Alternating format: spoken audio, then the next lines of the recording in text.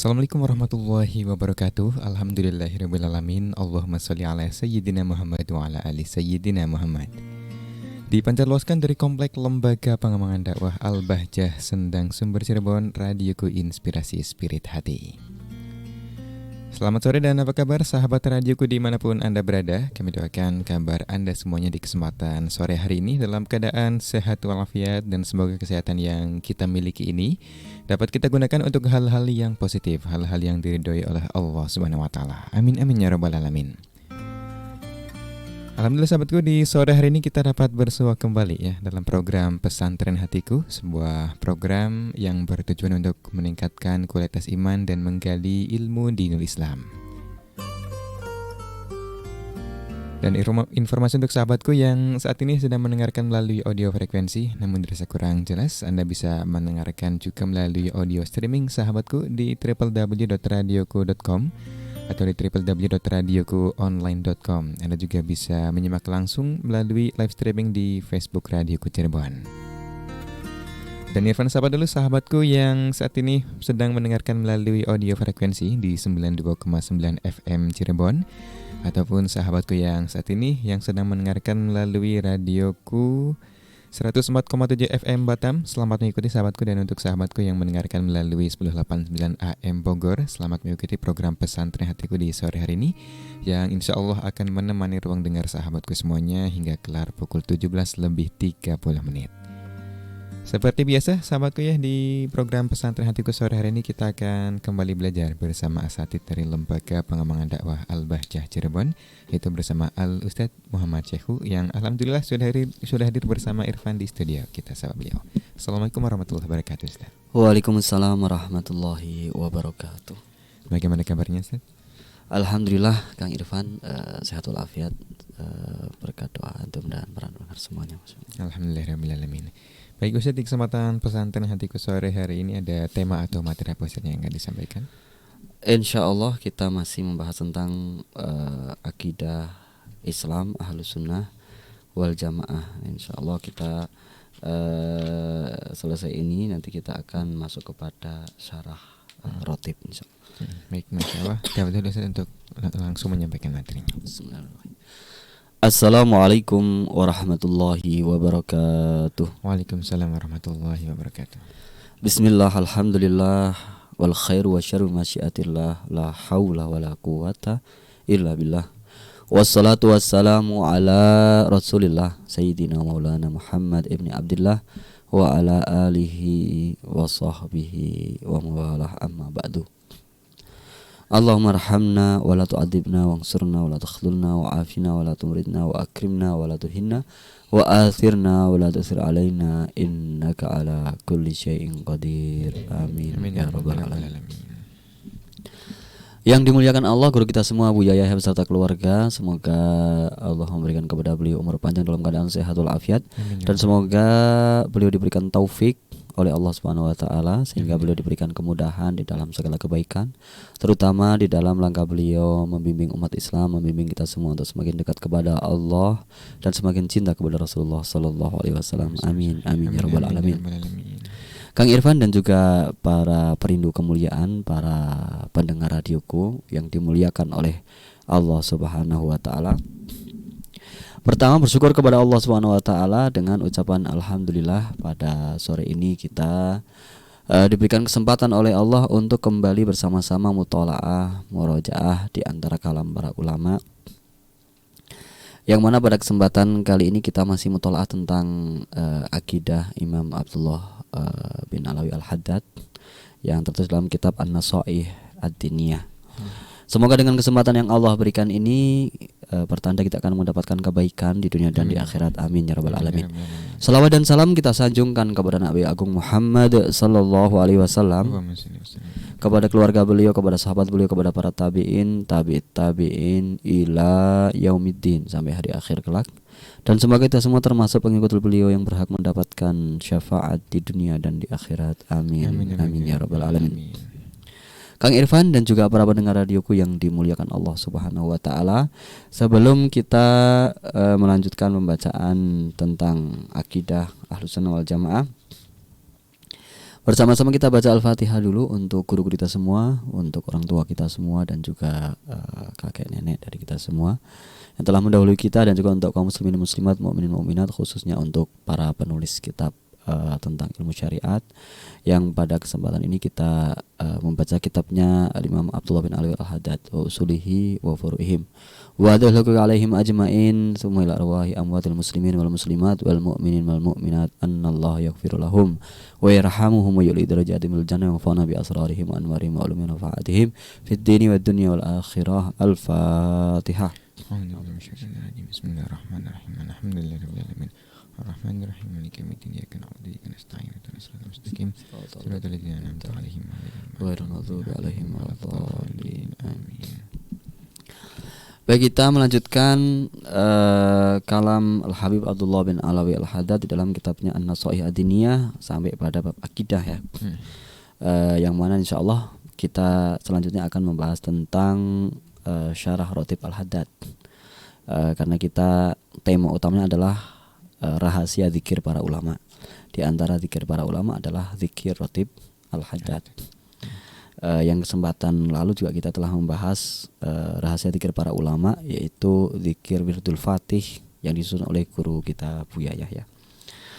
Setelah kita membahas tentang akidah, bagaimana kita beriman kepada Allah, bagaimana kita beriman kepada Rasulullah, kemudian terkait alam barzakh, siksa kubur, nikmat kubur, dan juga terkait mizan, kemudian hari kebangkitan, padang mahsyar, dan juga ada sirat yang mana ada yang selamat dan yang tergelincir.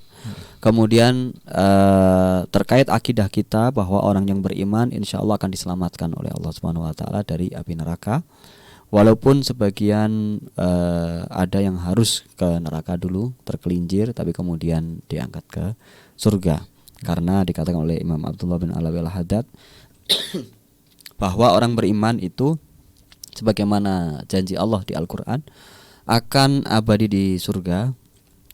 Kemudian orang yang tidak beriman baru dia akan abadi di neraka.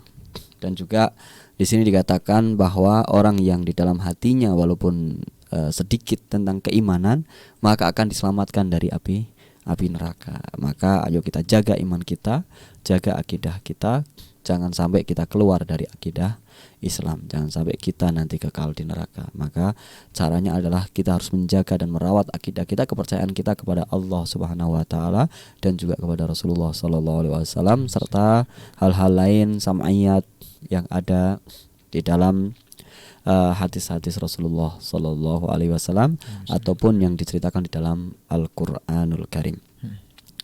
Yang selanjutnya adalah wa ayat taqidah fadla ashabi Rasulillah Sallallahu Alaihi Wasallam. Nah, ini yang terakhir. Setelah kita akidah kepada Allah sudah benar, kepada Rasulullah sudah benar, kemudian kepada alam barzakh sam'iyat. Jadi kan ada uluhiyat, yaitu terkait atau ilahiyat terkait dengan iman kepada Allah. Kemudian kita nubuat, beriman kepada kenabian, bagaimana kita beriman tentang kenabian. Kemudian juga ada yang ketiga adalah sam'iyat. Sam'iyat adalah kita beriman tentang hal-hal gaib yang kita tidak bisa untuk berpikir tentang hal tersebut. Justru hal-hal gaib itu memang datangnya kabar dari Rasulullah Sallallahu Alaihi Wasallam, baik di dalam Al-Quran ataupun di dalam hadis, sehingga disebutnya sam'iyat, yaitu hal-hal yang didengar dari Rasulullah Sallallahu Alaihi Wasallam. Jadi bukan yang didengar dari yang lainnya. Kalau berkait dengan sam'iyat atau terkait dengan hal gaib, maka tentunya kita kembali kepada kaidah bahwa akidah itu harus hadisnya sahih. Hadisnya sahih, bahkan sebagian mengatakan kalau wajib percaya itu adalah mutawatir. Kalau nggak mutawatir nggak wajib percaya. Jadi kalau sahih saja ya kita percaya. Cuman kalau mutawatir kita wajib percaya. Termasuk yang mutawatir adalah Al-Quran. Jadi sam'iyat itu kalau datangnya dari Al-Quran mutawatir maka wajib percaya, wajib, tidak boleh kita mengingkarinya. Kemudian kalau datang dari hadis, hadisnya mutawatir ya wajib percaya, wajib. Kalau hadisnya ahad tapi sahih ya kita percaya, percaya. Dan itu menjadi akidah Ahlussunnah wal Jamaah. Sebagian lagi ada yang tidak mau yang ahad, pokoknya kalau yang sam'iyat itu hanya yang mutawatir itu. Nah, jika hadis saja ada yang ahad dan mutawatir, maka bagaimana kalau kabar-kabar tentang gaib itu datang dari orang sekitar kita saja? Maka ya jelas nggak wajib percaya. Misalkan saya ngomong ke Kang Irfan, kemarin itu saya mimpi, misalkan ini ya nggak tahu mimpi beneran atau enggak, pokoknya saya mimpi ketemu dengan Rasulullah, kemudian dikatakan bahwa kalau ingin nanti kamu dapat dibangunkan di surga, kamu harus siaran terus gitu misalkan. Nah, kalau yang seperti itu kan kabar dari saya, ya kan, kabar dari saya. Maka bukan hadis mutawatir, bukan hadis soheh gitu kan, dari saya, maka nggak wajib percaya antum. Kalau saya berbicara tentang gaib ya, kan dibangunkan rumah di surga gaib kan, nggak ada yang tahu kecuali kabar dari Rasulullah. Maka kalau saya bermimpi ya Kang Irfan nggak wajib percaya. Boleh kata Kang Irfan, antum ada-ada aja, boleh saja. Walaupun mungkin mimpinya benar, walaupun ini. Tetapi orang itu tidak wajib percaya kepada kabar dari orang lain. Dari kabar orang lain, kecuali kabar dari Rasulullah Shallallahu Alaihi Wasallam yang mutawatir itu wajib percaya. Seperti itu. Nah, apalagi yang kisahnya tidak jelas dari siapa rawinya, katanya, ya kan? Katanya di sini itu istana apa yang ramai itu biasanya istana jin. itu belum tentu benar. Ya mungkin saja orang yang bisa lihat mungkin lihat istana mungkin, tapi nggak wajib percaya. Setiap orang lain, setiap manusia nggak wajib percaya. Artinya orang lain itu boleh percaya boleh enggak. Kalau yang ngomong orang soleh, orang ini ya percaya monggo silakan. Tapi tidak wajib percaya. Barangkali ada istana jin beneran kan nggak tahu. Karena itu hal gaib. Jadi sam'iyat al-gaib itu tidak boleh kita main-main, kita berbohong kemudian kita mudah percaya. Apalagi bertentangan dengan syariat. Nah, kalau pertentangan syariat sudah jelas, ya bukan hanya nggak wajib percaya, bahkan wajib mendustakan. Kalau bertentangan dengan syariat. Tiba-tiba misalkan tadi saya ngabari Kang Irfan, kalau kamu misalkan ya, ini saya ceritanya ketemu Kanjeng Nabi nih, saya mimpi Kang Irfan, katanya kamu boleh saja minum khamr katanya. Wah, itu jelas sekarang bertentangan dengan syariat, maka Kang Irfan wajib ingkar. Wah, kata siapa Rasul nyuruh begitu? Nggak mungkin, mustahil mungkin dikatakan begitu. Artinya apa? Hal-hal gaib tidak boleh kita percaya begitu saja, kecuali landasannya jelas. Nah, termasuk juga ya banyak lah yang beredar di masyarakat tentang hal gaib. Mungkin ada yang pengalaman lihat apa gitu ya, cuman kita nggak wajib percaya. Kalau kita nggak percaya, dia pun nggak boleh marah karena memang tidak diwajibkan untuk percaya. Kalau toh misalkan beneran itu yang lihat kiai saya orang soleh, orang istiqomah dan seterusnya, ya sudah nggak apa-apa, kalau kamu percaya monggo silakan. Karena dia nggak pernah bohong misalkan kiainya dan seterusnya. Tapi kalau kamu mewajibkan saya percaya nggak bisa, karena ini bukan kabar mutawatir dari Kanjeng Nabi Muhammad SAW. Jadi yang namanya sam'iyat halal gaib itu adalah landasannya harus kuat, harus dari Rasulullah Shallallahu Alaihi Wasallam. Kalau misalkan kan di Al-Quran ada jin, ya kan, benar. Iya, kita wajib percaya, iman di Al-Quran mengatakan tentang jin. Jin itu datang kepada Nabi. Yang mengabarkan Al-Quran wajib percaya. Tapi apakah kalau misalkan saya mengatakan ke Irfan ini pojok sini nih jinnya 7 misalkan, apakah Kang Irfan wajib percaya? Ya nggak wajib. Kalau jinnya wajib percaya, ada jin ada. Tapi kalau di sini ada jin, itu kabarkan dari saya. Bisa saya bohong, padahal nggak ada jin ini. Adanya cuman misalkan ya jam dinding apa gitu, peralatan. Maka jadi kalau terkait sam'iyat atau hal-hal yang gaib tidak boleh kita baper ya. Kalau misalkan ada kabar dari kiainya kemudian ada temennya nggak percaya, marah, ya nggak perlu. Karena apa? Karena memang ya nggak wajib percaya, nggak wajib. Kalau dia percaya nggak masalah. Kalau memang yang mengamparkan adalah kiainya yang tidak pernah berbohong, tidak melanggar syariat. Apalagi kabarnya tidak melanggar syariat. Saya disuruh Nabi suruh berbanyak sholawat misalkan, ya boleh percaya, boleh percaya. Tapi bukan berarti wajib percaya. orang-orang. Kemudian kalau bertentangan syariat tidak boleh percaya. Ya tadi kan yang saya katakan boleh minum khamar gitu. Waduh, itu bahaya. Nanti orang ngaku-ngaku saja. Kemudian kenapa kamu minum khamar? Ya karena saya bermimpi. Waduh, saya diperintahkan. Waduh, perintah dari mana ini? Seperti itu. Jadi syariat zahir itu patokan kita. Kemudian kalau toh itu ada kabar yang terkait dengan hal gaib, kabar terkait gaib bertentangan tidak dengan Al-Quran dan hadis, bertentangan tidak dengan Rasulullah SAW, dengan syariat-syariat zahir yang disampaikan oleh para ulama. Kalau itu bertentangan, bertolak belakang maksudnya, maka tidak boleh kita percaya. Kalau tidak bertentangan, ya mau percaya silakan, tidak juga silakan. Apalagi nanti ada yang percaya ada kekuatan selain Allah. Itu jadi seolah-olah yang mengendalikan kampung sini adalah ini. Kalau dulu kan namanya apa gitu kan, ada namanya itu, namanya siapa gitu yang mengendalikan situ gitu kan. Dan hujan panas apa yang dengan dia, wah kita harus mempersembahkan. Nah itu dulu zaman dulu, mempersembahkan untuk ini gitu. Dengan apa? Nyembelih kemudian kepalanya taruh situ apa gitu. Ya intinya kalau kita mempercayai kekuatan selain Allah itu berbahaya. Jadi kekuatan hanya milik Allah. Makhluk-makhluknya kalau toh dia misalkan seperti ada kekuasaan kan, namanya penguasa ada kekuasaan. Kemudian ada kekuatan karena dia latihan, ada kekuatan. Tapi itu semua adalah atas kehendak Allah Subhanahu wa taala. Itu i'tikad ahli sunnah wal jamaah. Jadi tadi kita sudah belajar tentang ilahiyat, yaitu bagaimana kita percaya kepada Allah. Kemudian kita juga sudah belajar tentang nubuat, bagaimana kita percaya tentang nabi. Kemudian kita juga sudah percaya dengan sam'iyat, yaitu bagaimana kita percaya kepada hal-hal gaib, termasuk kepada para malaikat. Kan Nabi mengabarkan kalau kamu wudu nanti airnya netes, itu nanti setiap tetesannya itu akan diciptakan malaikat yang memohonkan ampun gitu. Ya berarti kita percaya karena itu kabar dari Nabi, malaikat dan seterusnya. Kemudian yang selanjutnya adalah kita juga sebagai ahlus sunnah wal jamaah, selain i'tikad tadi, keimanan tadi, kita juga diberi rambu-rambu tentang ahlus sunnah wal jamaah oleh Rasulullah SAW, terutama adalah terkait dengan sahabat-sahabat Nabi.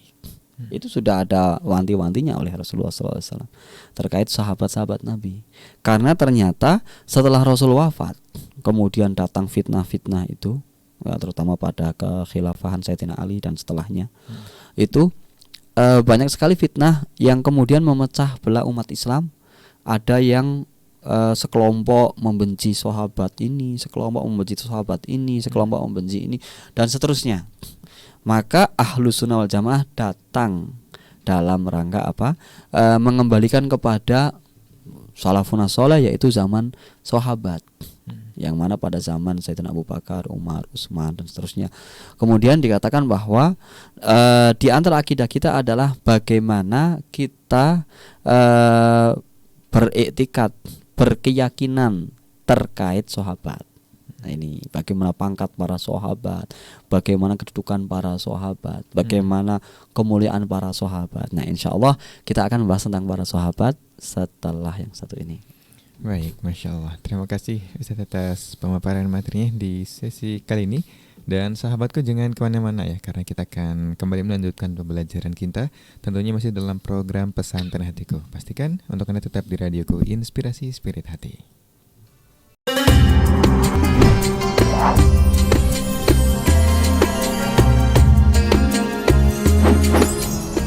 Radioku Inspirasi Spirit Hati masih dipancar luaskan dari Komplek Lembaga Pengembangan Dakwah Al-Bahjah Sendang, Sumber, Cirebon. Anda masih bersama kami sahabatku dalam program Pesantren Hatiku. Dan kami ucapkan terima kasih untuk Anda yang masih standby ya bersama kami. Baik Anda yang mendengarkan melalui audio frekuensi, audio streaming, ataupun audio streaming di live streaming di Facebook Radioku Cirebon. Dan kita langsung lanjutkan sahabatku ya pembelajaran kita bersama Al-Ustadz Muhammad Syaikh. Terima kasih Kang Irfan dan juga para pendengar radioku dimanapun Anda berada. Semoga rahmat Allah Subhanahu wa taala senantiasa tercurah kepada kita semua. Amin amin ya rabbal alamin. Melanjutkan pembahasan tadi bahwa kita setelah pembahasan tentang ilahiyat, yaitu memahami tentang bagaimana cara kita beriman kepada Allah, kemudian bagaimana cara kita beriman kepada Rasulullah, utusan Allah, dan bagaimana cara kita beriman tentang sam'iyat, hal-hal yang kita imani, wajib kita imani dari hal-hal gaib. Kemudian wa ayya'taqida, dan kita harus berkeyakinan fatla ashabi Rasulillah, tentang keutamaan sahabat Rasulullah Sallallahu Alaihi Wasallam. Maksudnya bagaimana orang menjadi sahabat itu adalah pilihan Allah. Buktinya pada zaman Rasul ada yang beriman, ada yang tidak. Ada yang jadi sahabat dan ada yang tidak jadi sahabat. Kalau toh kita lahir di zaman itu, belum tentu kita termasuk sahabat. Bisa jadi kita termasuk yang menentang. Karena yang menentang itu ternyata mereka justru pembesar-pembesar. Mereka punya kekuasaan, mereka punya kekuatan. Mereka bahkan memberikan tekanan-tekanan yang sangat berat sekali kepada pengikutnya Nabi Muhammad. Coba kita bayangkan di hari ini saja ya, sekarang. Ketika kita ikut dakwahnya misalkan seseorang gitu ya, kemudian kita mendapat tekanan-tekanan, atau di situ ternyata ada dua kelompok. Kelompok yang pertama itu fasilitas terpenuhi, gitu kan. Kemudian untuk kemudahan-kemudahan di dalam pergerakannya itu difasilitasi, media-media dia kuasai misalkan. Kemudian ya artinya bahwa kelompok tersebut itu lebih nyaman. Kalau ukuran orang sekarang mungkin gajiannya lebih besar misalkan. Kemudian fasilitasnya lebih lengkap, kerjanya lebih mudah misalkan. Kemudian ada satu kelompok lagi yang istiqomah di dalam perjuangan Islam misalkan. Kemudian ternyata perbandingannya jauh, justru kelompok ini tertekan, kelompok ini sering dipojokkan, sering apa. Nah, ketika zaman sekarang saja kita itu tidak yakin, atau mungkin kita merasa ragu-ragu ketika berjuang di tempat yang mungkin fasilitasnya seadanya, kemudian terkadang di situ kita banyak tekanan, terkadang di situ kita tidak nyaman, fasilitas nggak ada, kemudian tambah lagi apalagi hitungan gajian, kadang sebulan ada, sebulan nggak ada gitu kan. Intinya zaman sekarang saja kita ini berada di posisi mana? Nah, andaikan dulu pada zaman Rasulullah Sallallahu Alaihi Wasallam yang lebih ngeri lagi. Kalau misalkan ikut kelompoknya Nabi bisa diintimidasi, dibunuh, diboikot, wah bahaya sekali. Bisa jadi pada zaman itu kalau kita sekarang saja setengah-setengah, bisa jadi pada zaman itu kita justru nggak termasuk yang sahabat. Bisa jadi seperti itu. Maka orang yang sudah menjadi sahabat Nabi, yang lahir pada zaman itu kemudian ngikut Kanjeng Nabi, membela Kanjeng Nabi dalam peperangan-peperangan, dalam segala keadaan, maka kita wajib meyakini bahwa mereka itu pilihan Allah. Menjadi sahabat itu adalah sebuah keutamaan yang Allah berikan kepada yang dikehendaki. Sehingga orang-orang yang dekat sekalipun kepada Nabi Muhammad SAW belum tentu dia beriman. Ternyata ada pamannya yang wah luar biasa, itu yang Abu Lahab itu. Wah ngeri sekali kan. Padahal itu pamannya kan orang dekat, berarti paman itu kan saudara dekat. Bahkan sama keponakan itu harusnya kan, oh iya ini keponakan saya harus didukung gitu kan. Tapi ini justru gawat. Bahkan kaumnya suku Quraisy itu memerangi kan pada zaman itu. Sehingga orang yang dipilih menjadi sahabat itu adalah keutamaan tersendiri yang diberikan oleh Allah Subhanahu wa taala. Sehingga kalau ada namanya sahabat kan manusia juga. Ada yang keliru, ada yang salah, ada yang kurang. Ya, tidak boleh kita mencacinya, kita makinnya. Apalagi ketika baca, zaman Nabi ini sahabat ada yang begini gitu. Wah, itu jangan sampai kita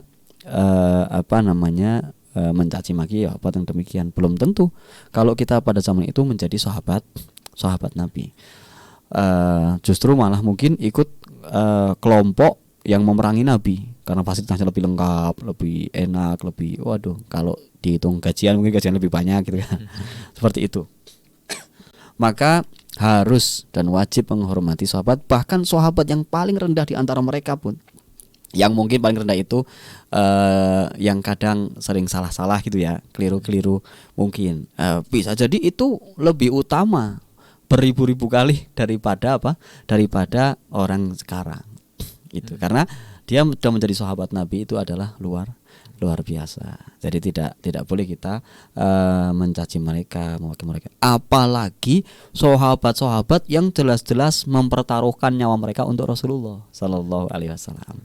Ya kita kalau toh ada tingkatan-tingkatan haram itu paling haram itu kalau sampai mencaci mereka. Termasuk Sayyidina Abu Bakar, Sayyidina Umar yang mati-matian membela Kanjeng Nabi dalam peperangan selalu hadir kalau Nabi perang itu dan selalu membentengi Nabi Muhammad. Kemudian Sayyidina Utsman, Sayyidina Ali, apalagi Sayyidina Ali ya yang luar biasa diutus Kanjeng Nabi kemana itu. Nah, artinya apa? Bahwa sahabat itu adalah kedudukan yang sangat tinggi dan para sahabat ini wajib kita tempatkan pada tempatnya, kita muliakan mereka dan kita harus membacakan ridho, yaitu apa? Radhiyallahu an. Kalau kita mendengar nama sahabat radhiyallahu an, sahabat Abu Bakar radhiyallahu an, sahabat Umar radhiyallahu an. Bahkan kalau kita nyebut nama anaknya sahabat, kok sahabatnya diikutkan, maka kita radhiyallahu anhuma. Seperti misalkan qala Ibnu Abbas radhiyallahu anhuma, qala Ibnu Umar radhiyallahu anhuma. Karena apa? Karena Ibnu Abbas itu kan berarti Abdullah dan Abbas. Maka dua-duanya itu sahabat radhiyallahu anhuma. Kalau misalkan banyak ya radhiyallahu anhum ajmain. Semoga Allah meridhai mereka semua. Jadi wa radhiya anhum, dan juga kita harus mengucapkan radhiyallahu anhum. Semoga mereka mendapatkan ridho Allah. Dan sebenarnya tidak kita doakan pun mereka itu sudah disebutkan di Al-Quran, radhiyallahu anhum wa radu an, dan seterusnya. Banyak sekali ayat-ayat yang menerangkan tentang bagaimana Allah ridho terhadap mereka, terutama ahli Badar, bahwa Allah meridhoi mereka.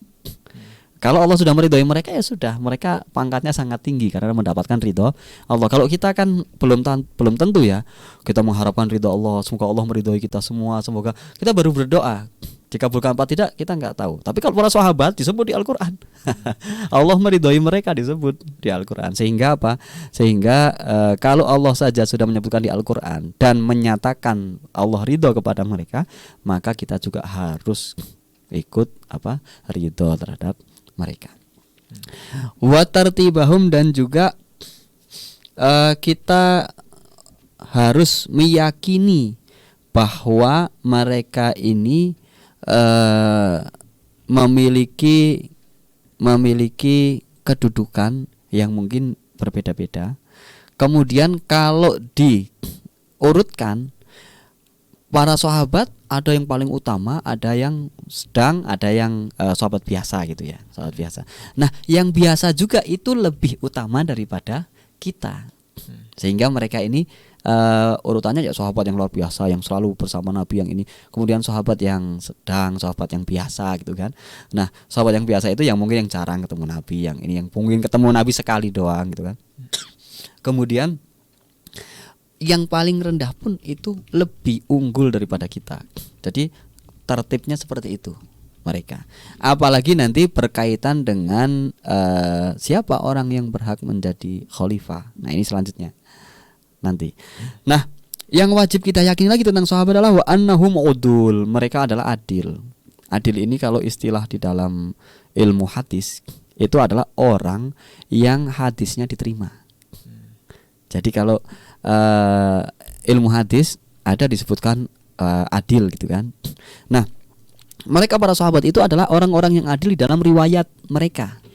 Kalau ada sahabat meriwayatkan dari Rasulullah, maka kita terima. Tidak boleh ada kita mengatakan, wah ini yang meriwayatkan sahabat ini, sahabat fulan misalkan. Wah, ini harus diteliti dulu nih, jangan-jangan dia lupa, jangan-jangan dia ada keraguan. Maka para ulama hadis mengatakan kalau sudah riwayat sahabat dari Rasulullah Sallallahu Alaihi Wasallam, maka itu kita yakini bahwa itu adalah riwayat yang benar.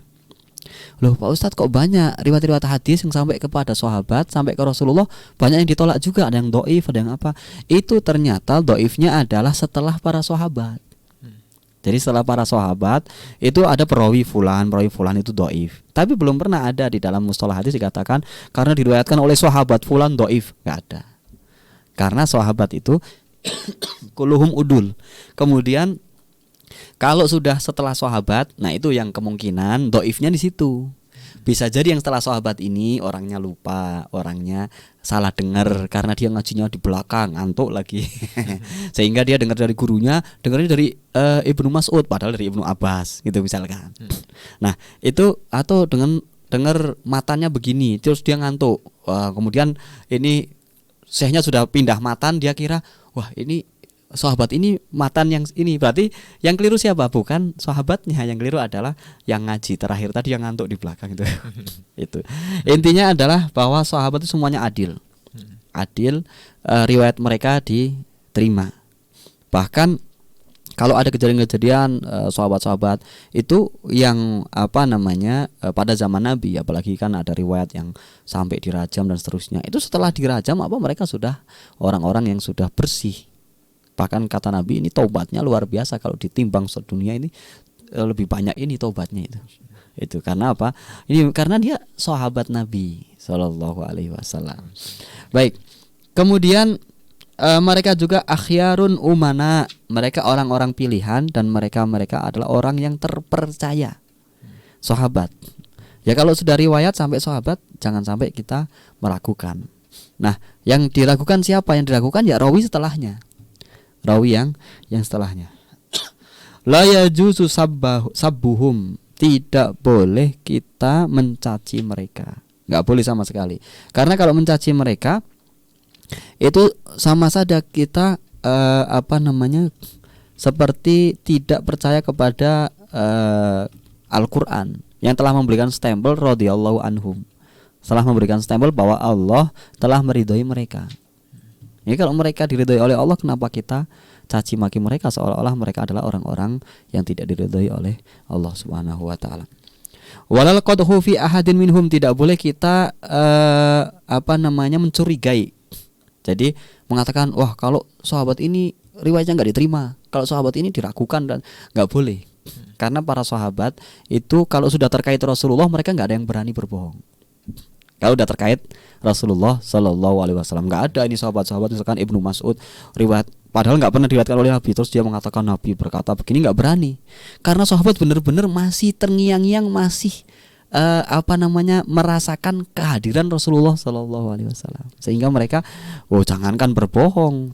Misalkan mereka nyebut namanya Kanjeng Nabi saja itu sudah sebuah ingatan yang sangat istimewa. Bahkan sebagian ada yang sampai pingsan, ada yang sampai menangis terseduh-seduh. Ini dengan bahkan ada yang melihat kuburnya Nabi saja sampai menangis terseduh-seduh. Dan karena apa? Enggak ada mereka para sahabat itu niat untuk berbohong atas nama Nabi Muhammad sallallahu alaihi wasallam. Wa annal khalifata, nah ini selanjutnya adalah terkait khilafah setelah Rasulullah. Khilafah itu artinya adalah pengganti Rasulullah. Siapakah para pengganti Rasulullah Sallallahu Alaihi Wasallam setelah beliau wafat? Kemudian apakah zaman sekarang ini ada yang sudah dianggap sebagai pengganti Rasulullah? Karena kan makomnya sangat tinggi. Nah insya Allah nanti kita lanjutkan setelah yang satu ini. Baik, Masya Allah. Terima kasih Ustadz atas pemaparan materi di sesi kali ini. Sahabatku jangan kemana-mana karena kita akan kembali melanjutkan pembelajaran kita, tentunya masih dalam program Pesantren Hatiku. Untuk Anda tetap di radioku, Inspirasi Spirit Hati.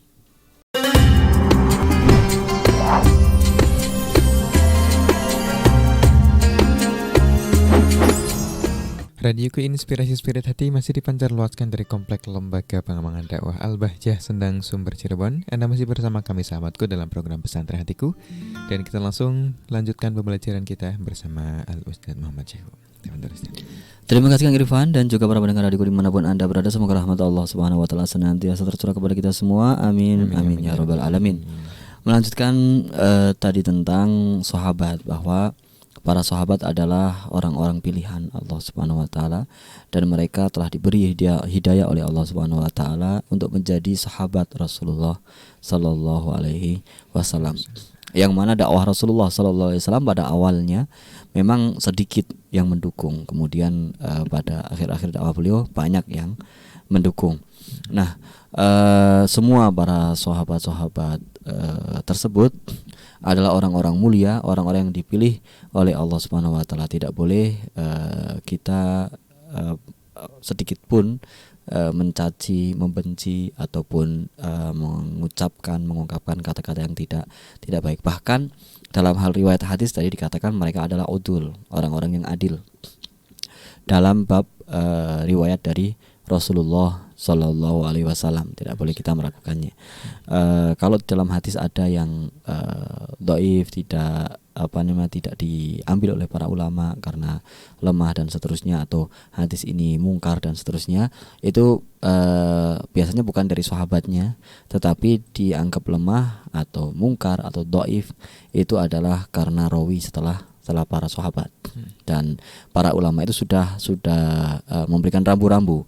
Kalau yang meriwayatkan fulan ini jangan diterima karena dia pernah melakukan ini yang mana menjadikan riwayat mereka tertolak. Yaitu bukan sahabatnya, yaitu orang-orang setelah sahabat. Tapi kalau sahabat sudah dipastikan bahwa riwayatnya adalah benar, riwayatnya adalah diterima. Apalagi setelah sahabat perawinya adalah orang-orang yang adil juga. Seperti setelah para sahabat itu misalkan adalah Imam Nafi' Maula Ibni Umar. Itu kan berarti dia muridnya Imam Ibnu Umar, yaitu Abdullah bin Umar, yang sangat setia bersama beliau.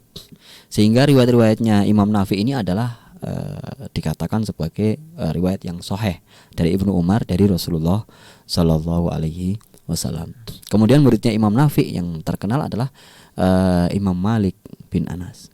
Nah, Imam Malik bin Anas tidak diragukan lagi, diakui oleh orang dari zaman ke zaman sampai sekarang, diakui tentang keadilan, bahkan diakui bahwa sebagai salah seorang yang memiliki silsilah zahab, rantai emas, yaitu Imam Malik dari Imam Nafi' Maula Ibni Umar, dari Imam Ibnu Umar dari Rasulullah Sallallahu Alaihi Wasallam, dekat sekali.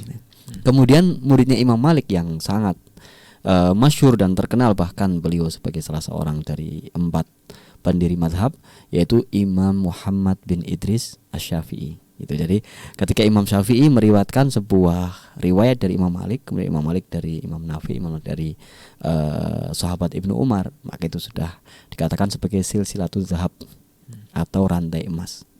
Nah, kalau muridnya Imam Syafi'i yang sangat terkenal dengan ilmu hadisnya adalah Imam Ahmad bin Hanbal.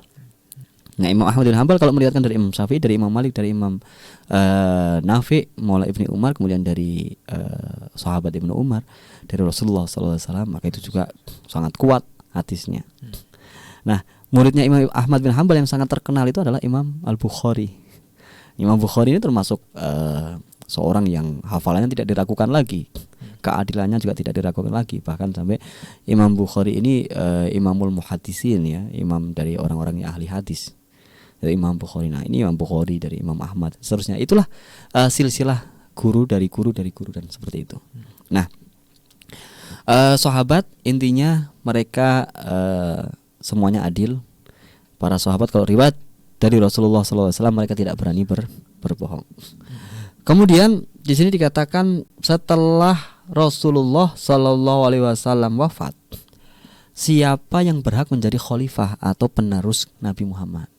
Karena Nabi Muhammad itu kan menjadi pemimpin karena beliau seorang nabi, pemimpin negara yang aturan-aturannya dari wahyu, baik Al-Quran ataupun hadis. Sehingga pada zaman itu pada beda pendapat siapa ini yang berhak untuk menggantikan Rasulullah. Ada orang Ansor mengatakan ini berhak, gitu kan. Kemudian ada dan seterusnya dari Muhajirin. Kemudian akhirnya semua sepakat kalau yang paling dekat dengan Nabi dan termasuk orang pernah menggantikan Nabi jadi imam adalah sahabat Abu Bakar As-Siddiq. Sehingga mereka sepakat semuanya bahwa sahabat yang menggantikan posisi Rasulullah dalam imamah sebagai pemimpin umat Islam adalah sahabat Abu Bakar As-Siddiq radhiyallahu an. Jadi sahabat Abu Bakar As-Siddiq ini menjadi khalifah penerus Rasulullah SAW, pengganti Rasulullah SAW. Jadi hal-hal yang berkaitan dengan negara, berkaitan dengan umat Islam, berkaitan dengan kebijakan-kebijakan itu adalah diserahkan kepada sahabat Abu Bakar setelah Rasul wafat. Hanya saja sahabat Abu Bakar itu tidak memutuskan sendiri. Beliau keputusannya adalah memanggil para sahabat yang lain untuk bermusyawarah, termasuk sahabat Umar yang pendapat-pendapatnya sangat brilian, sehingga ketika sahabat Abu Bakar memimpin itu salah satu penasehatnya beliau yang paling banyak adalah sahabat Umar. Dan juga pemikiran-pemikiran sahabat Umar tentang kepemimpinan itu sudah nampak sejak adanya sahabat Abu Bakar, sehingga sahabat Abu Bakar banyak sekali hal-hal yang berkaitan dengan kebijakan itu usulan dari Sayyidina Umar. Kemudian sahabat Abu Bakar itu ketika beliau memimpin itu menyatakan bahwa saya ini menggantikan Rasulullah SAW dalam memimpin kalian.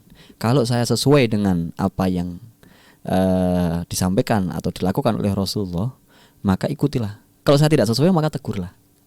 Seperti itu. Sehingga para sahabat itu mereka semuanya ya tentunya tidak ada yang berani kan untuk sembarangan dengan sahabat Abu Bakar As-Siddiq. Sehingga pada zaman itu memang kebanyakan masukannya adalah dari Sayyidina Umar dan Sayyidina Umar itu. Nah, sahabat Abu Bakar itu wafat ya, digantikan oleh sahabat Umar. Itu pun sahabat Abu Bakar sakit kemudian menunjuk Sayyidina Umar. Kalau sahabat Abu Bakar tidak wafat dibunuh, tidak, karena beliau sudah sepuh kemudian wafat karena sakit. Kalau salah 2 tahun sekian gitulah yang beliau mimpin, itu nggak lama. Kepemimpinan sahabat Abu Bakar ini nggak lama karena beliau usianya juga tidak terpaut jauh dari Rasulullah SAW. Kemudian sahabat Umar memimpin. Summa Umar bin Khattab, Umar Al-Faruq As-Syahid. Nah, kalau sahabat Umar ini beliau memang piawai di dalam kepemimpinan, luar biasa. Ya karena memang dari zaman Nabi saja beliau itu sudah banyak usulan-usulan. Bahkan usulan-usulan beliau itu akhirnya datang wahyu. Usulan Sayyidina Umar itu banyak sekali yang oleh Allah Subhanahu wa taala diberikan kelebihan, yaitu yang cerdas di dalam strategi kepemimpinan. Pada zaman sahabat Umar inilah hal-hal yang berkaitan dengan negara diatur dengan tertib, dengan rinci, sampai ada dewan apa gitu. Jadi kalau kita ada dewan itu, yaitu sahabat Umar yang pertama memberikan itu. Ada dewan apa gitu, nanti ada dewan bagian keuangan misalkan, ada dewan bagian pertanian, bagian apa, terus bagian tentara. Jadi sudah rapi. Kemudian semua kepemilikan negara dicatat gitu kan, ini milik negara, ini apa. Kemudian tentara yang digaji ada berapa gitu kan, yang tentara nggak digaji mah nanti kalau ada perang apa ditulis gitu.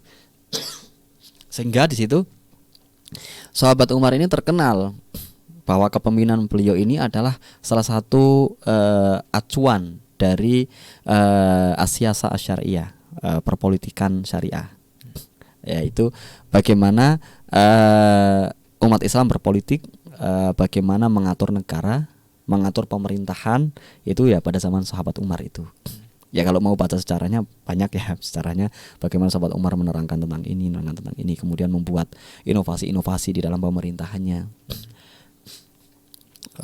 Kemudian sahabat Umar juga membangun termasuk sekolah-sekolah gitu ya, anak-anak biar pada belajar dan seterusnya. Nah ini sahabat Umar hebat sekali. Kemudian sahabat Umar ternyata orang yang sangat hebat semacam itu, beliau wafatnya terbunuh. ketika dalam sholat gitu. Dalam sholat beliau terbunuh ditusuk dari belakang gitu. Sebagai sahabat. Nah, itu juga menunjukkan bahwa sahabat Umar itu sebenarnya tidak ada penjagaan khusus. Karena beliau husnudon, sahabat semua apa gitu kan. Orang baik. Ternyata ada penyusup. Sengaja dia sholatnya di dekatnya sahabat Umar itu untuk apa? Nusuk itu sahabat Umar itu. Gitu. Kemudian sahabat Umar ini wafat dengan syahid. Nah, setelah sahabat Umar ini ternyata beliau melihat sahabat Utsman. Nah, sahabat Utsman karena pemerintahan sahabat Utsman itu mewarisi pemerintahan sahabat Umar yang sudah sangat luas sampai ke negara-negara yang lain, bukan hanya di Arab. Sahabat Utsman ini akhirnya kan banyak menerima masukan dari wilayah-wilayah yang bukan dari Arab juga. Akhirnya sahabat Utsman ini juga mengangkat para pegawai-pegawai yang mana bukan dari bangsa Arab, ada juga dari bangsa lain gitu kan. Sahabat Utsman itu. Kemudian sahabat Utsman sendiri juga akhirnya beliau di dalam perpolitikan itu karena sangat lembut, sangat ini, jadi sangat hati-hati sekali. Sahabat Utsman. Nah, sahabat Utsman ini sangat gandrung terhadap Al-Qur'an. Sehingga beliau terkenal sebagai seorang yang ahli Quran. Sampai-sampai beliau termasuk orang yang menjaga Al-Quran dengan menulisnya menjadi satu huruf. Maksudnya satu huruf itu mushaf-mushaf yang berlainan itu ditasheh oleh para sahabat. Sahabat Utsman mengumpulkan semua para sahabat, kemudian dibuatlah lajnah pentasheh Al-Quran. Lajnah pentasheh Al-Quran itu para sahabat yang hafal Al-Quran dari Rasulullah SAW. Kemudian beliau meminjam mushaf yang pernah dikumpulkan oleh sahabat Abu Bakar yang disimpan di dalam rumahnya Sayyidah Hafsah kalau tidak salah. Itu kemudian oleh sahabat Utsman ditulis ulang itu, mendatangkan sahabat-sahabat yang banyak. Nah, sahabat Utsman akhirnya memerintahkan semua mushaf yang tidak sesuai dengan lajnah pentasheh ini tolong jangan dipakai karena akan menimbulkan perbedaan-perbedaan yang banyak. Maka Al-Quran itu disesuaikan dengan lajnah pentasheh Al-Quran para sahabat-sahabat Nabi yang khusus, yang mereka mendengar langsung dari Rasulullah SAW. Sehingga ketika ada orang datang, iya saya hafal ini ada ayat ini gitu. Kemudian ditasheh oleh orang-orang pada masa itu sahabat Utsman itu. Kemudian sahabat Utsman memerintahkan, ini sudah benar atau belum? Ini syahidnya mana gitu kan, saksinya mana? Karena dari sahabat 7 ini ada yang wah kayaknya nggak ada kayaknya ini, dan seterusnya. Nah, dari itu semua sahabat Utsman kemudian mengutus atau memerintahkan semua wilayah harus ikut dari mushaf yang sudah resmi dari negara oleh lajnah pentasheh Al-Quran gitu. Jadi nggak boleh ada yang lain-lain, karena nanti belum tentu, karena akan mudah orang memasukkan riwayat baru kalau dia tidak ditasheh, sehingga dia saya pernah mendengar begini padahal bohong. Nah, maka agar tidak terjadi seperti itu, para sahabat dikumpulkan, harus ada lajnah pentasheh Al-Quran. Dari lajnah itulah kemudian muncul mushaf Utsmani dengan khot Utsmani juga. Dengan khot Utsmani itu yang tulisannya itu sama. Kalau tidak salah waktu itu dibuat 4 mushaf, tulisannya sama, 4 mushaf itu. Yang keempat-empatnya tulisannya sama, gaya tulisannya pun sama, sehingga tidak bisa dipalsukan semuanya, karena para sahabat banyak yang hafal. Untuk menghindari pemalsuan itu, maka semuanya diseragamkan dalam satu ini. Kemudian semua mushaf yang bertentangan dengan mushaf negara yang ditentukan oleh sahabat lajnah pentasheh Al-Quran, maka sudah tidak dianggap. Sehingga ada riwayat Ibnu Mas'ud itu tidak diambil juga, ada riwayat siapa gitu tidak diambil juga, karena tidak ada di situ, dan itu riwayatnya berlainan dengan 7 orang itu yang ada di situ. Nah, sahabat Utsman ini wafat, dibunuh ketika beliau sedang apakah murojaah Quran atau seperti apa, dibunuh di situ, sehingga beliau wafat syahid, sahabat Utsman. Dan ketika sahabat Utsman wafat, belum menunjuk siapa penggantinya. Tapi kemudian para sahabat melihat bahwa yang berhak itu adalah Sayyidina Ali bin Abi Thalib. Akhirnya banyak yang membaiat sahabat Ali bin Abi Thalib. Kemudian terjadilah fitnah-fitnah yang banyak itu, yang mana semua itu adalah pekerjaan orang-orang musuh-musuh Islam yang ingin para sahabat itu bertikai. Nah itu, sehingga pada masa itu terjadi beberapa hal yang mana semuanya itu sebenarnya kesalahpahaman. Dan dari kejadian itu pula kita harus yakin bahwa para sahabat ini berijtihad sesuai ijtihadnya masing-masing, sesuai informasi yang diterima. Sehingga kita tidak boleh mencaci sahabat Ali, apalagi sahabat Ali ya, mencaci sahabat yang memusuhi Sayyidina Ali, karena ternyata mereka itu salah informasi. Dari siapa? Dari orang-orang yang membenci Islam, seperti itu. Dan ternyata karena pasukannya sudah sama-sama besar, itu dikompromikan itu sulit. Pemimpin-pemimpinnya sudah ketemu, sudah sepakat, yang bawahnya itu ramai. Akhirnya terjadi perang. Itu ternyata tidak mudah. Maka sebagai pemimpin-pemimpin ini kalau sudah damai, itu masing-masing harus menahan bawahannya, anak buahnya. Ternyata ada anak buahnya itu dipanas-panasi oleh sebelah, sehingga terjadilah peperangan yang disebabkan oleh bawahan itu yang mereka itu terhasut oleh orang-orang kelompok dari luar Islam. Nah itulah. Kemudian itu adalah tentang khilafah radhiyallahu anhum, semoga Allah meridhai mereka. Dan khalifah itu dari sahabat Abu Bakar, sahabat Umar, sahabat Utsman, sahabat Ali. Kemudian setelah itu nanti Sayyidina Hasan dan Husain. Kemudian setelah itu nanti Sayyidina Muawiyah. Nah setelah Sayyidina Muawiyah itu nanti bentuknya kerajaan. Setelah Sayyidina Muawiyah itu nanti ada bentuknya kerajaan, tapi mereka masih nyebutnya adalah khalifah. Sampai nanti kekhilafahan Turki Utsmani yang ada di Turki yang terakhir itu, yang sebelum Perang Dunia Kedua itu. Nanti setelah itu kekhilafahan runtuh, akhirnya sekarang muncul negara-negara. Ada negara Muslim, negara yang tidak berlandaskan Islam, tapi banyak orang Islamnya, negara yang mengakomodir tentang syariat-syariat Islam, tidak menentang dan macam-macam semacam itu. Nah, itulah para sahabat Rasulullah Sallallahu Alaihi Wasallam. Semoga Allah meridai mereka, dan juga semoga Allah meridai para tabiin, pengikut mereka, bi ihsanin ila yaumidin, wa anit tabiin lahum bi ihsanin ila yaumidin, wa anna ma'hum bi rahmatika ya arhamar rahimin. Dan semoga Allah meridai kita semua bersama mereka semua. Insyaallah kita lanjutkan setelah yang satu ini. Baik, Masya Allah. Terima kasih Ustaz atas pemaparan materi di sesi kali ini. Dan sahabatku, masih ada pertemuan kita ya untuk di pertemuan sore hari ini dalam program Pesantren Hatiku.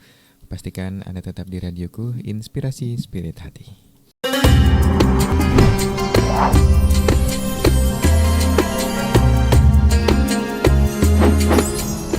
Radioku Inspirasi Spirit Hati masih dipancar luaskan dari Komplek Lembaga Pengembangan Dakwah Al-Bahjah Sendang Sumber Cirebon. Terima kasih sahabatku masih bersama kami dalam program Pesantren Hatiku. Dan saat ini kita sudah berada di penghujung acara sahabatku ya. Sudah saatnya Ustaz Muhammad Syekhu menyampaikan kesimpulan dan dilanjut dengan doa keberkahan. Terima kasih Kang Irfan dan juga para pendengar radio dimanapun Anda berada. Semoga rahmat Allah senantiasa tercurah kepada kita semua. Amin ya rabbal alamin. Kesempatan hari ini alhamdulillah kita membahas tentang akidah Ahlussunnah wal Jamaah, yang ciri-cirinya adalah kita mencintai ahli bait dan juga mencintai para sahabat. Jadi kita tidak membedakan antara satu sahabat dengan sahabat yang lain. Mungkin ini menjadi salah satu ciri khas Ahlussunnah wal Jamaah, yaitu kita tidak membenci ahli bait, tidak membenci sahabat. Kita mencintai keduanya, mencintai ahli bait dan sahabat. Terutama adalah ahli bait yang dari sahabat Rasulullah SAW, yang waktu itu banyak dicaci maki dan seterusnya oleh orang-orang yang anti. Kemudian juga kita mencintai para sahabat. Kalau menyebut namanya kita sebutkan radhiyallahu an. Tidak seperti sebagian kelompok lain yang mereka justru mencaci maki. Bahkan ada yang memberikan laknatullah alaih. Nah itu bukan Ahlussunnah wal Jamaah. Maka kalau Ahlussunnah wal Jamaah, sahabat siapapun itu yang jelas sahabat Nabi, maka kita tidak mencacinya. Kalau yang bukan sahabat Nabi saja, orang muslim biasa saja, kita nggak boleh mencacinya, tidak boleh memakinya, tidak boleh melaknatnya, apalagi kalau mereka adalah pangkatnya sahabat. pangkatnya sangat tinggi. Maka jangan sampai kita terbawa, terjerumus dengan yang demikian. Apalagi nanti di situ dikisah-kisahkan terkait wah ini kisahnya begini dan seterusnya, yang akhirnya menyebabkan kita marah, kita benci kepada sahabat fulan.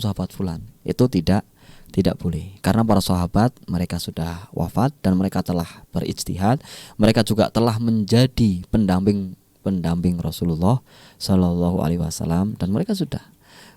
Kalau orang Muslim biasa, itu saja kata Nabi, kalau sudah wafat jangan sampai kita membicarakannya lagi tentang kejelekan-kejelekan, karena dia sudah wafat, sudah selesai. Maka kita doakan semoga diampuni. Nah ini orang Muslim biasa, apalagi para sahabat.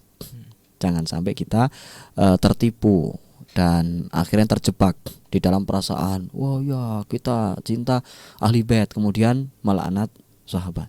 Kemudian oh ya kita cinta para sahabat, kemudian melaknat ahli bait. Jangan sampai demikian. Dan memang sebagai seorang Muslim, kata Rasulullah Sallallahu Alaihi Wasallam, berbicara yang baik atau diam. Kalau nggak berbicara yang baik ya atau diam. Kalau memang ada sesuatu yang nggak bisa kita komentari dengan baik, ya diam. Semacam itu. Artinya apa? Artinya adalah jangan dibiasakan kita mencaci maki, kita melaknat, kita mencela dan seterusnya. Apapun itu dan siapapun itu. Terkadang kita tertipu, terperdaya sehingga komen-komen itu panas sekali. Nah, jangan sampai semacam itu. Semoga Allah Subhanahu wa taala melindungi akidah kita. Semoga Allah Subhanahu wa taala menyelamatkan kita dari kelompok-kelompok yang tidak baik. Dan semoga Allah Subhanahu wa taala memberikan taufik kepada kita semua untuk mencintai Nabi, keluarga Nabi dan sahabat Nabi semuanya, sehingga kita dimudahkan untuk mengikuti sunnah Nabi, mengikuti dari akhlak-akhlak keluarga Nabi, mengikuti dari akhlak-akhlak para sahabat Nabi, dan juga akhlak dari para kaum salafuna soleh. Dan semoga Allah Subhanahu wa taala menjadikan kita pribadi yang istiqomah hingga kelak meninggal dalam keadaan husnul khatimah, yaitu meninggal setelah mengucapkan kalimat agung dan mulia la ilaha illallah Muhammadur Rasulullah, la ilaha illallah Muhammadur Rasulullah, la ilaha illallah Muhammadur Rasulullah sallallahu alaihi wasallam. Ala hadhihi wa kulli natin salih. Al-Fatihah. Bismillahirrahmanirrahim. Alhamdulillah. Ar-Rahmanir-Rahim. Maliki yaumiddin. Iyyaka na'budu wa iyyaka nasta'in. Ihdinas siratal mustaqim. Siratal Siratal ladzina ladzina an'amta an'amta 'alaihim alaihim ghairil ghairil maghdubi maghdubi 'alaihim alaihim waladdallin. waladdallin. Demikian yang bisa kami sampaikan. Apabila banyak kekurangan, banyak kata-kata yang kurang berkenan, kami mohon maaf yang sebesar-besarnya dan mohon doa selalu. Wabillahi taufik wal hidayah waridwal inayah wal afu minkum. Wassalamualaikum warahmatullahi wabarakatuh. Waalaikumsalam warahmatullahi wabarakatuh. Alhamdulillahirabbil alamin. Baik Ustaz, terima kasih atas ilmu yang telah disampaikan. Semoga Allah memberikan kemampuan kepada kami semua untuk bisa memahaminya dengan baik dan benar, dan semoga kita bisa mengambil manfaat darinya. Amin amin ya rabbal alamin. Terima kasih untuk sahabatku atas kebersamaannya. Kami mohon maaf atas segala kekurangannya. Kami juga mohon maaf jika ada kata-kata yang salah atau kata-kata yang kurang berkenan. Kita akhiri kebersamaan kita dengan doa kafaratul majelis. Subhanakallahumma bihamdika asyhadu an la ilaha illa anta astaghfiruka wa atubu ilaik. Wassalamualaikum warahmatullahi wabarakatuh. Assalamualaikum.